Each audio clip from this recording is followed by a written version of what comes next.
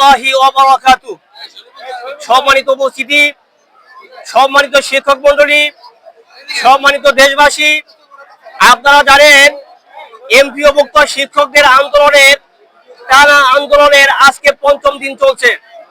আজকে আমাদের কর্মসূচি হচ্ছে মার্চ টু যমুনা অভিমুখে পদযাত্রা। এর আগে শহীদ মিনার থেকে আজকে আমরা যে কথাটি বলতে চাই, আজকে এই 5 দিনের আন্দোলনের পরে আজকে আমরা কিছুটা আঁচ করতে পেরেছি যে সরকারের কানে আস্তে আস্তে পানি ঢুকতেছে। আজকে তারা আমাদেরকে পরামর্শের কথা বলতেছেন, একসাথে বসার কথা বলছেন, 5% কথা বলছেন, 10% কথা বলছেন। আজকে আমরা দ্ব্যর্থহীন কণ্ঠে বলতে চাই, 1 সপ্তাহ আগেও যদি আপনারা এই প্রস্তাব আমাদেরকে দিতেন, এই লক্ষ লক্ষ শিক্ষক সমাজের ঢাকাতে আসতে হইতো না, সেই প্রস্তাবকে আমরা মেনে নিতাম। কিন্তু 1 সপ্তাহ ধরে আমাদের এই শিক্ষক মন্ডলীগণ আজকে শাহবাগের রোদে পুড়ে সচিবালয়ের ভিতরে অবস্থান করে, প্রেস ক্লাবের ভিতরে গিয়ে শহীদ মিনারে অবস্থান করার মাধ্যমে এত কষ্ট করার পরে 1 সপ্তাহ পরে আজকে আপনারা 5% কথা বলবেন, আজকে 10% কথা বলবেন। বাংলাদেশের শিক্ষক সমাজ এই ধরনের প্রস্তাবকে মানতে রাজি নয়।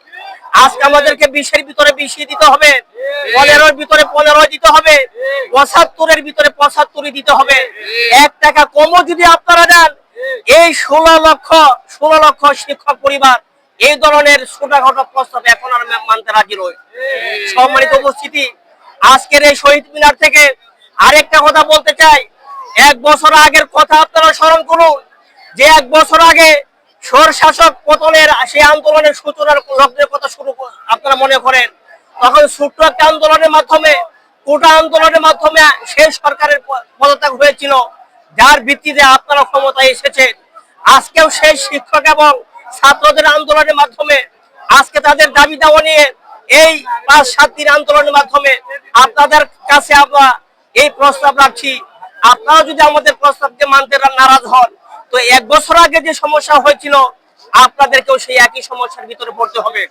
সুতরাং আজকের দিনের ভিতরে আমাদের দাবি দাওয়া মেনে নিতে হবে। যদি আজকের দিনের ভিতরে দাবি দাওয়া মানা না হয়, আমরা এর পরের দিন থেকে আমরা 1 দফা কর্মসূচিতে চলে যাব। আর সেই 1 দফা কর্মসূচি হচ্ছে জাতীয়করণ। বাংলাদেশের শিক্ষক সমাজ কোনো বৈষম্য মানে না। বাংলাদেশের শিক্ষক সমাজ কোনো এভাবে একই দেশের ভিতরে দুর্নীতি এটা তারা সহ্য করবে না। যার কারণে আজকের পর থেকে আমরা সেই 1 দফা আন্দোলনে আমরা চলে যাব, জাতীয়করণের আন্দোলনে আমরা চলে যাব।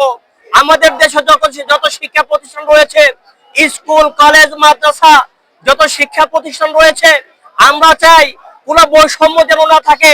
এভাবে একই নীতির ভিত্তিতে পরিচালিত হবে, সুন্দর একটা শিক্ষা কমিশন হবে।